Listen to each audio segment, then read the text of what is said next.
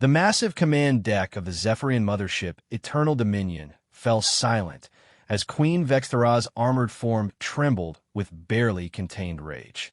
Her 12-foot frame, encased in the legendary Sovereign battle armor, stood motionless in the center of the circular chamber. The armor, forged from quantum-aligned metallurgy and powered by miniaturized dark matter cores, had been a symbol of Zephyrian supremacy for over 3 millennia. Now was broken. The quantum servos that once moved with the fluidity of liquid mercury now stuttered and sparked. The energy shields that could deflect plasma cannons flickered like dying flames. Most humiliating of all, the neural interface that allowed the Queen to command her vast fleet through thought alone had gone completely dark. Who repaired my armor? Queen Vexthara's voice boomed through the command deck speakers, amplified by the ship's communication systems, since her armor's voice modulators were among the many systems failing. Her natural voice, a series of clicking mandibles and harmonic resonances that her species used for communication, was automatically translated for the benefit of the various alien species serving aboard her vessel. The assembled crew of engineers, technicians, and specialists from a dozen different star systems shuffled nervously. Representatives from the crystalline hegemony, their silicon-based forms refracting the command deck's light into rainbow patterns, exchanged worried glances with their photosynthetic colleagues from the Verdant Collective. The mechanical Axiom Syndicate units, their chrome bodies whirring softly, processed the situation with calculating efficiency. Chief Engineer Mordaki, a towering member of the gas giant dwelling Tempest Lords, floated forward on his anti-gravity platform. His translucent blue form rippled with nervous energy as he spoke through his atmospheric containment suit. Your Majesty, our most skilled technicians have examined the armor repeatedly. The damage from the battle with the Void Hunters has corrupted the quantum matrix in ways we cannot understand. The technology is beyond our current comprehension. Even our most advanced diagnostic equipment cannot identify the specific failure points. Queen Vexthara's mandibles clicked dangerously. The Sovereign battle armor had been gifted to her dynasty by the ancients themselves, the mysterious precursor race that had vanished from the galaxy millions of years ago. Its technology was so advanced that even after 3,000 years, the Zephyrian Empire's greatest minds could barely maintain it, let alone repair complex damage. 3 weeks, she hissed.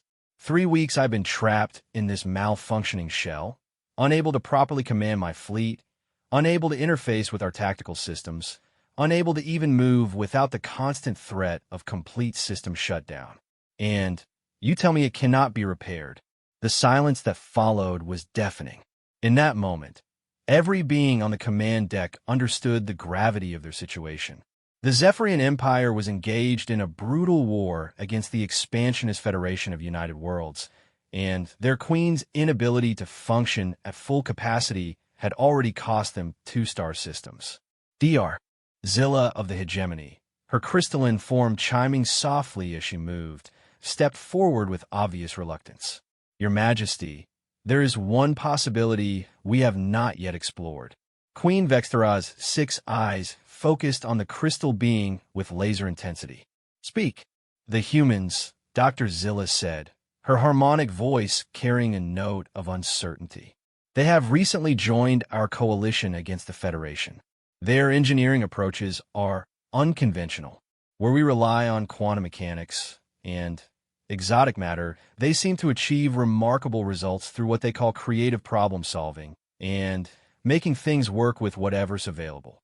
A collective murmur rippled through the assembled aliens.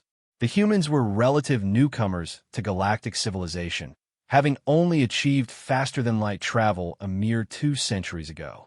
Most species considered them primitive, their technology crude, and their methods unrefined.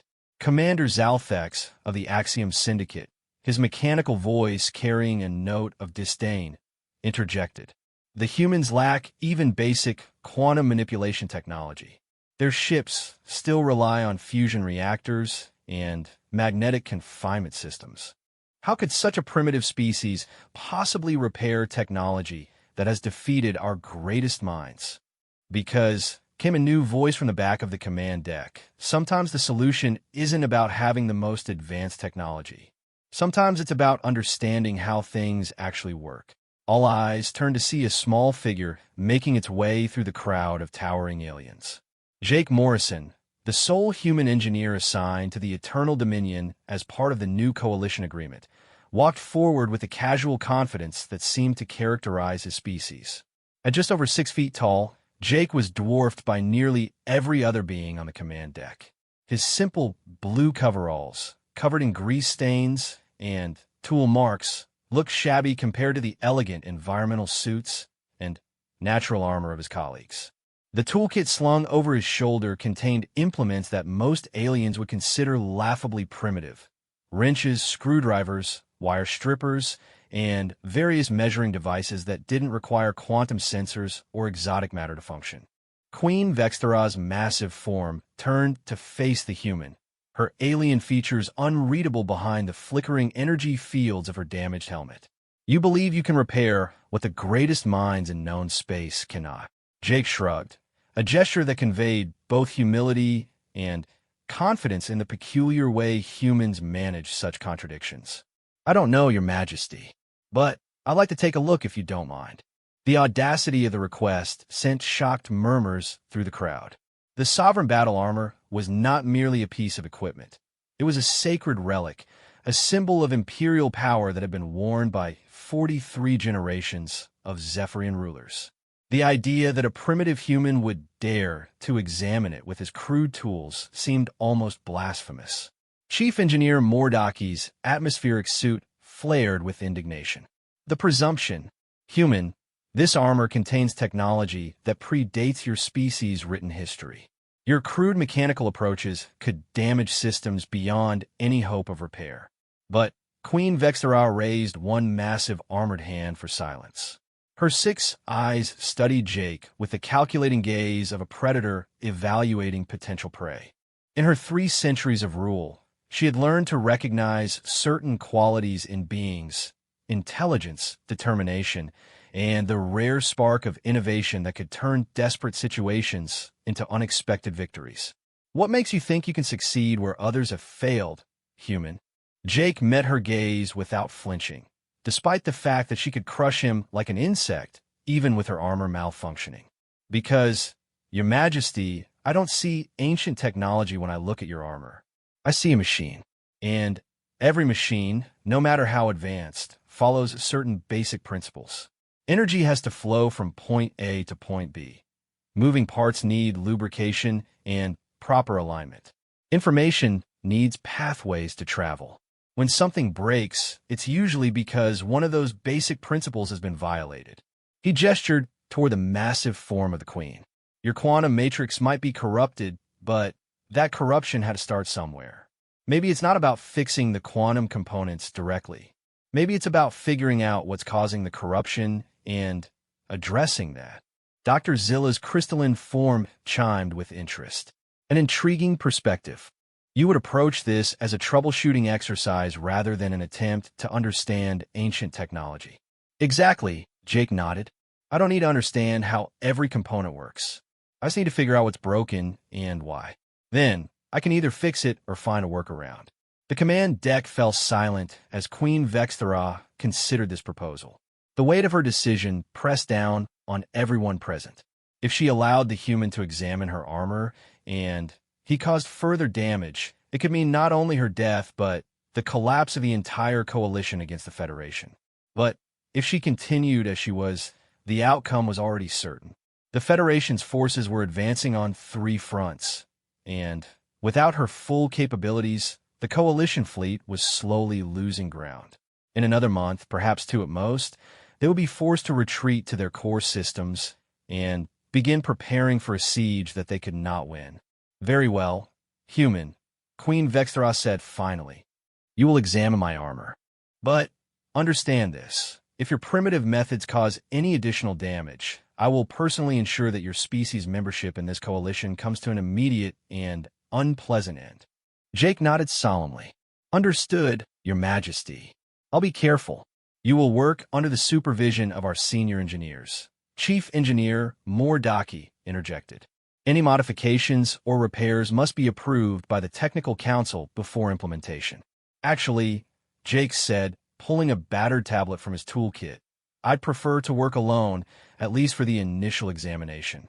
Too many people offering suggestions tends to complicate the diagnostic process. But I'll document everything and share my findings with your team. The suggestion that a human would work unsupervised on the most important piece of technology in the Zephyrian Empire sent another wave of shocked murmurs through the assembled aliens. But Queen Vexthera, with the decisive nature that had made her an effective military leader, cut through the protests. The human will have 12 hours to conduct his initial examination. If he discovers anything promising, we will consider allowing him to proceed. If not, she left the threat unspoken. As the crowd of engineers and technicians reluctantly dispersed, Jake approached the towering form of Queen Vexthera with his crude instruments in hand. The ancient armor seemed to dwarf him even more as he got closer, its darkened energy fields and stuttering servo motors creating an aura of barely contained power and frustration. Okay, Jake murmured to himself as he powered up his tablet and began connecting various diagnostic cables to access ports that most aliens had never noticed. Let's see what you're all about. What happened next will become the stuff of legend throughout the galaxy. But at that moment, Jake Morrison was simply an engineer with a problem to solve, approaching the greatest technological challenge of his career with nothing more than curiosity, determination, and an unshakable belief that every machine could be understood if you looked at it the right way. The massive armor loomed over him, its ancient secrets hidden within layers of quantum mechanics and exotic matter that defied conventional understanding. But Jake had never been particularly concerned with conventional understanding. He was more interested in making things work. And as he began his examination, connecting his simple diagnostic tools to systems that had baffled the galaxy's greatest minds, the first glimmer of an idea began to form in his thoughts. It was an idea so simple, so fundamentally basic, that no one else had thought to consider it. The ancients, for all their advanced technology, had been engineers too. And engineers, no matter what species they belonged to or how advanced their civilization, all faced the same fundamental challenges when building something that needed to last. Queen Vexthera watched in silence as the small human began his work, her 6 eyes following his every movement. Despite her skepticism, she found herself hoping that his primitive confidence was justified. Because if it wasn't, her empire might not survive long enough to find another solution. The war against the Federation was entering a critical phase, and time was running out for everyone. Jake Morrison had been working for 8 hours straight when he made the discovery that would change everything. The command deck had been cleared except for Queen Vexthera herself, who remained motionless in the center of the chamber like a technological monument to a lost age. The massive Zephyrian ruler had said nothing during Jake's examination, but her 6 eyes tracked his every movement with predatory intensity. The diagnostic cables from Jake's tablet snaked across the quantum black surface of the sovereign battle armor like technological ivy, carrying streams of data that his relatively simple instruments converted into patterns he could understand. While the alien engineers had focused on the quantum matrices and exotic matter conduits, Jake had taken a different approach entirely. He had started with the basics: power distribution, information flow, mechanical stress points, environmental factors, the same principles that governed every machine ever built, whether it was a simple combustion engine or a starship's faster-than-light drive.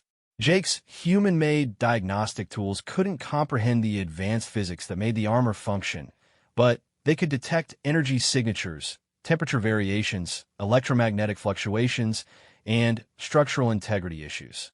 And what they were telling him didn't match what anyone else had reported.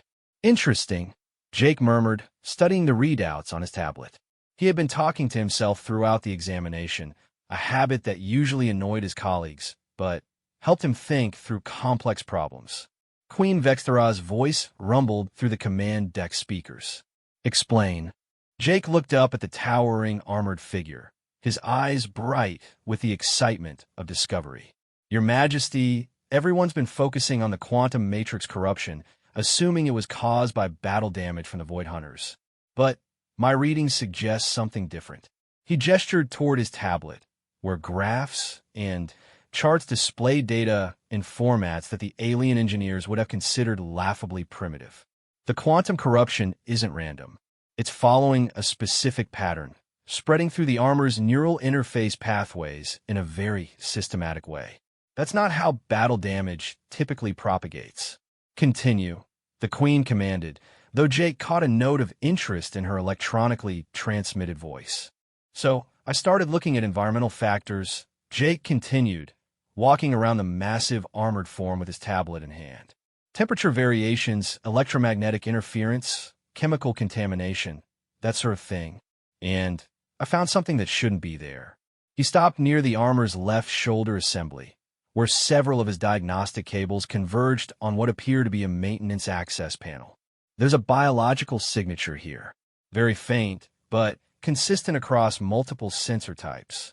Queen Vexthara's armored head turned toward him with a grinding sound of malfunctioning servos. Biological? Explain the significance. Jake's expression grew serious as he consulted his readings. Your Majesty, I think your armor has been sabotaged. The silence that followed was so complete that Jake could hear the subtle harmonics of a ship's life support systems. When Queen Vexthara finally spoke, her voice carried a deadly calm that made the air itself seem to vibrate with menace. Elaborate. Jake took a deep breath, knowing that his next words could determine not only his fate, but potentially the outcome of an interstellar war. The biological signature is consistent with Zephyrian genetic material, but it's been modified with synthetic compounds I don't recognize. Someone introduced a biological agent into your armor's maintenance systems, something designed to gradually corrupt the quantum matrix from within. He pulled up another display on his tablet, showing a time progression graph of the armor's declining performance. The corruption didn't start during the battle with the Void Hunters. It started 6 weeks ago, during your last maintenance cycle. The battle damage just accelerated a process that was already underway. Queen Vexthara's massive form stood perfectly still for nearly a full minute as she processed this information. Jake could almost feel the alien ruler's mind working, connecting dots that painted a picture of betrayal from within her own ranks. You are claiming that someone with access to my personal armor has committed an act of treason, she said finally. I'm claiming that someone with very specific knowledge of Zephyrian biology and ancient technology has tried to kill you in a way that would look like equipment failure, Jake replied. And they almost succeeded. The implications were staggering. If Jake was correct, it meant that someone within Queen Vexthara's inner circle had access to both her armor and the sophisticated biotechnology needed to create a quantum-corrupting biological agent. The number of individuals with such capabilities could be counted on one hand. Can you reverse the damage? Queen Vexthara asked. Jake studied his readings carefully before responding. Maybe. The biological agent is still active, but it's designed to work slowly to avoid detection. If I can neutralize it and then repair the corrupted pathways, there's a chance I can restore full functionality. What do you require? Access to your armor's internal maintenance systems, some basic laboratory equipment, and about 12 hours of uninterrupted work, Jake replied. And, Your Majesty, you'll need to remove the armor. Another deadly silence fell over the command deck. The idea that a Zephyrian queen would remove the sovereign battle armor in the presence of an alien, especially a human, was almost unthinkable. The armor was not just a symbol of power, but a sacred trust passed down through generations. For 43 dynasties, no one outside the royal bloodline had ever seen the inner workings of the suit. But Queen Vexthara had not maintained her rule for 3 centuries by being bound by tradition when survival was at stake. Very well, she said. But understand this, human, if you are incorrect about any aspect of your diagnosis, if this is some elaborate deception to gain access to ancient technology, I will ensure that your death serves as a lesson to your entire species.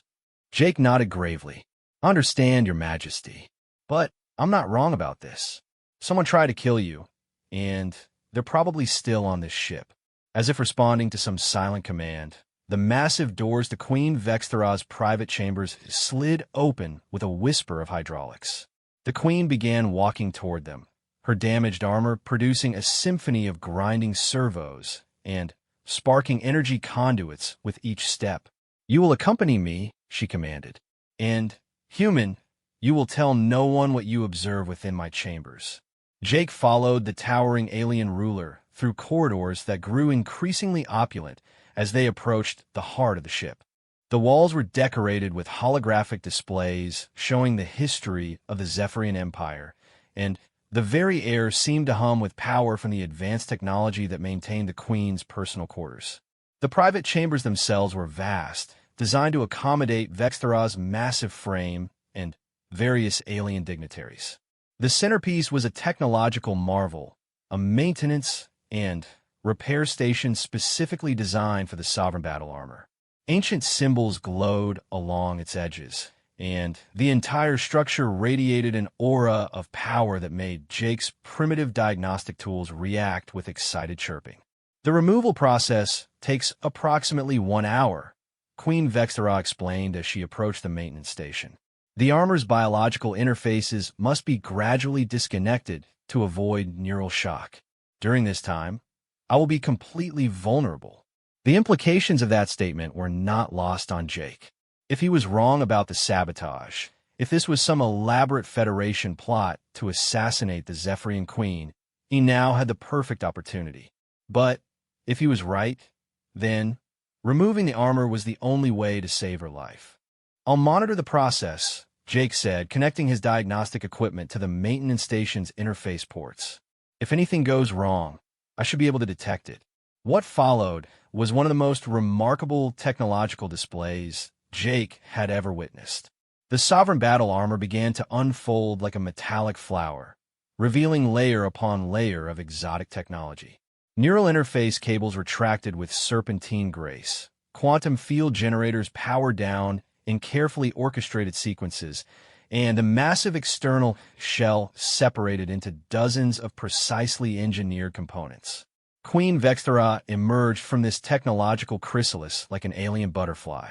Without the armor, she stood nearly 10 feet tall, her natural exoskeleton displaying the deep purple and gold patterns that marked her royal lineage. Her 6 arms moved with fluid grace as she disconnected the final neural interfaces, and her large black eyes regarded Jake with an intensity that was both alien and unmistakably intelligent. "Now," she said, her natural voice a complex harmony of clicking and resonant tones that the ship's translation systems rendered into human speech, "show me what you have discovered." Jake approached the armor's internal systems with the reverence of a pilgrim entering a sacred shrine. The technology before him represented millions of years of advancement beyond anything humanity had achieved, and yet the principles underlying its operation were fundamentally recognizable. "There," he said, pointing to a series of bioneural interfaces near the armor's central processing core. "The biological agent has been introduced here in the primary neural pathway. It's designed to mimic natural organic degradation while systematically corrupting the quantum matrices."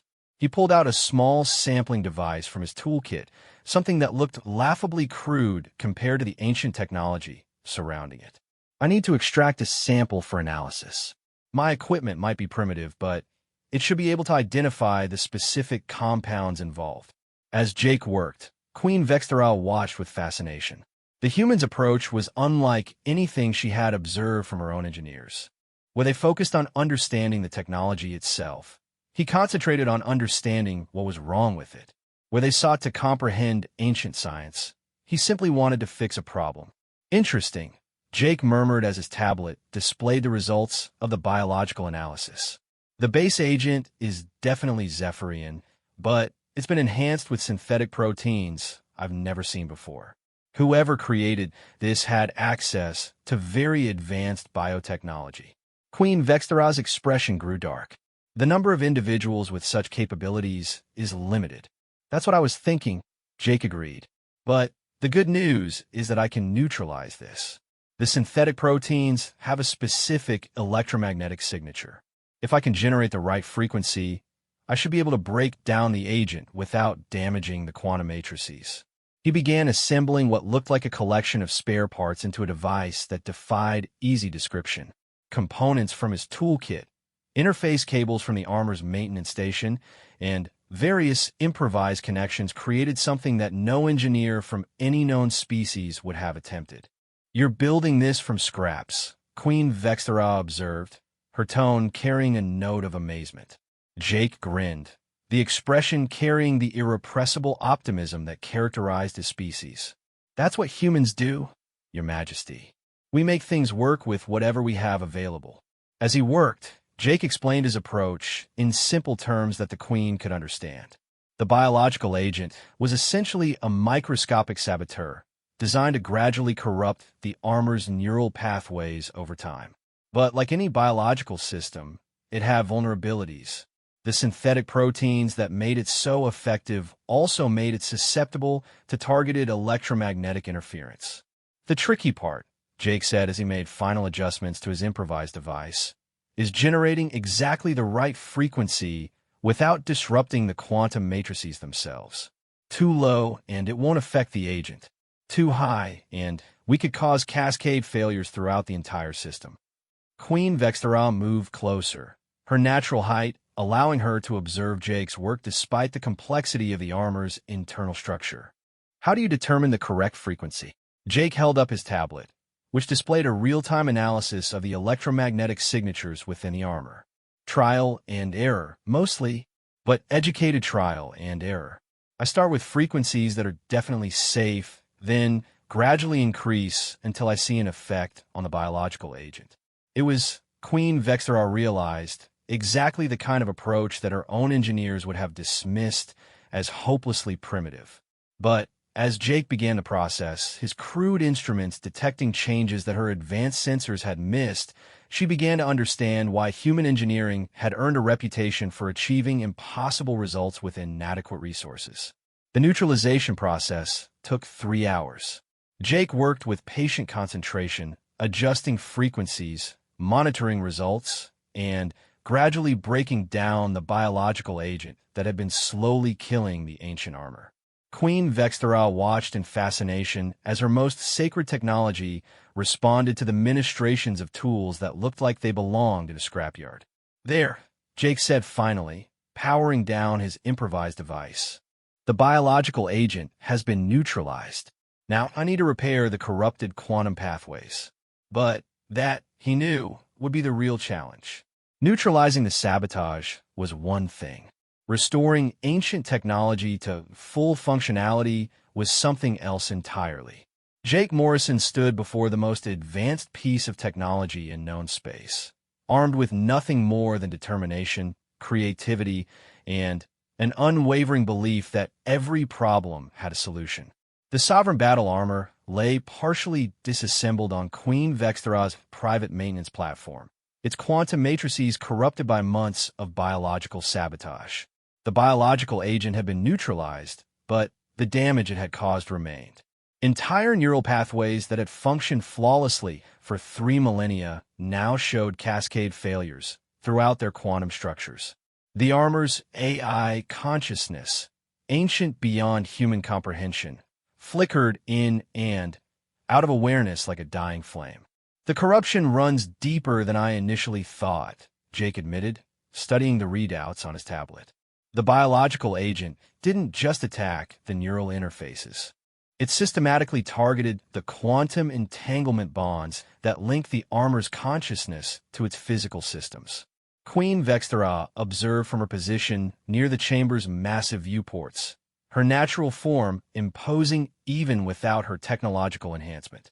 "Explain what this means for repair prospects." Jake rubbed his eyes, fatigue beginning to show after 16 hours of continuous work.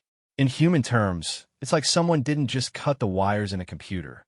They scrambled the fundamental laws of physics that make the computer work. Your engineers were right that this kind of damage should be impossible to repair with conventional methods. Yet you continue to work. Why?" The question caught Jake off guard. He paused in his analysis, considering why he hadn't simply admitted defeat like every other engineer who had examined the armor. Because giving up isn't really an option, is it? Your people are fighting a war. Your coalition needs you functional. And someone tried to kill you, which means they're probably planning to try again. He gestured toward the armor's darkened energy cores. But mostly because I think I understand what the ancients were trying to achieve when they built this. They weren't just creating advanced technology. They were building something that could adapt, learn, and repair itself. The consciousness isn't separate from the armor. It's integrated into every quantum matrix and neural pathway. Queen Vexthara's 6 eyes focused on Jake with laser intensity. Continue. The consciousness is the key, Jake explained, his excitement growing as the solution crystallized in his mind. Everyone's been trying to repair the physical damage to the quantum matrices. But what if we approach it from the other direction? What if we help the consciousness rebuild its own pathways? Jake pulled out what looked like a collection of random electronic components from his toolkit. To Zephyrian eyes, the assortment of capacitors, resistors, simple processors, and crude interface cables appeared laughably primitive. But Jake saw something different, the building blocks of a bridge between human engineering and ancient technology. I can't rebuild quantum entanglement bonds, he continued, beginning to connect components in ways that defied conventional design principles. But I can create simple neural pathways that might allow the armor's consciousness to re-establish its connections. Think of it as technological physical therapy. What Jake was proposing was unprecedented. Instead of trying to fix the ancient technology directly, he wanted to create a crude scaffolding that would allow the armor to heal itself. It was like using wooden splints to help a broken bone mend, except the bone was made of quantum mechanics and exotic matter. Queen Vexthara watched in fascination as Jake assembled his improvised neural interface. Human engineering, she realized, approached problems from angles that no other species had considered. Where Zephyrian engineers sought to understand and replicate, humans seemed content to simply make things work, regardless of whether they fully comprehended the underlying principles. This approach is completely unorthodox, she observed. Jake grinned, his hands steady despite his fatigue. Unorthodox is pretty much humanity's specialty, Your Majesty. We've been solving problems with inadequate resources for our entire evolutionary history. It tends to make us creative. The device he was building looked like a technological hybrid between a human computer and something from a mad scientist's laboratory. Quantum interface cables from the armor's maintenance systems connected to simple electronic circuits that Jake had assembled from spare parts. Digital processors barely more advanced than those used in human toasters interfaced with data pathways that operated on principles beyond current scientific understanding. The theory is simple, Jake explained as he worked. The armor's consciousness knows how to rebuild its neural pathways, but the quantum corruption has isolated it from the physical systems. If I can provide alternative routes for information flow, even crude ones, the consciousness might be able to work around the damaged areas and re-establish proper connections. He began connecting his improvised device to the armor's central processing core, a crystalline structure that pulsed with barely visible energy. The moment the connections were established, Jake's primitive electronics began displaying patterns of activity that made no sense according to any known principles of computer science. "It's working," he breathed, watching as data flowed through pathways that should not have been able to carry information at such volumes. The consciousness is trying to communicate through the interface. Queen Vexthara moved closer, her towering form casting shadows across the maintenance platform. "Can you establish meaningful contact?" Jake's fingers flew across his tablet's interface as he attempted to interpret the data streams flowing through his improvised device. The consciousness was clearly active, sending complex patterns of information that his primitive sensors could detect, but not fully comprehend. "I'm getting something," he said, adjusting the interface parameters. "It's like trying to have a conversation through a translator that only knows half the words, but there's definitely intelligence on the other side." For the next several hours, Jake worked to refine his communication interface. The process was part art, part science, and part educated guesswork. He would adjust the setting, observe the response from the armor's consciousness, then modify his approach based on the results. Gradually, patterns began to emerge. The consciousness was not just trying to communicate. It was learning to use Jake's crude interface as a tool for rebuilding its damaged pathways. Where the biological sabotage had severed quantum connections, the armor's ancient intelligence found ways to route around the damage using Jake's simple electronic bridges. Incredible. Queen Vexera murmured as she watched energy patterns begin to flow through previously dead sections of her armor. The consciousness is adapting your primitive technology for purposes you never intended. Jake nodded, his eyes bright with wonder. That's the beauty of building something truly intelligent.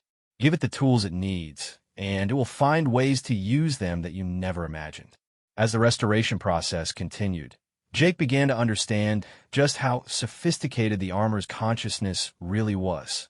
It wasn't simply repairing damaged pathways. It was redesigning them entirely, creating hybrid systems that combined ancient quantum mechanics with human electronic engineering in ways that shouldn't have been possible. "Your Majesty," Jake said suddenly, noticing a change in the armor's energy patterns, "I think it wants you to reconnect to the neural interface." Queen Vexera approached her armor with the careful movements of someone who had learned not to take advanced technology for granted. The neural interface cables, now supplemented by Jake's crude but functional electronic bridges, extended toward her with fluid grace. "The interface feels different," she reported as she began the connection process. "More responsive, but also expanded somehow." What happened next defied every expectation that either Jake or Queen Vexera had held about ancient technology.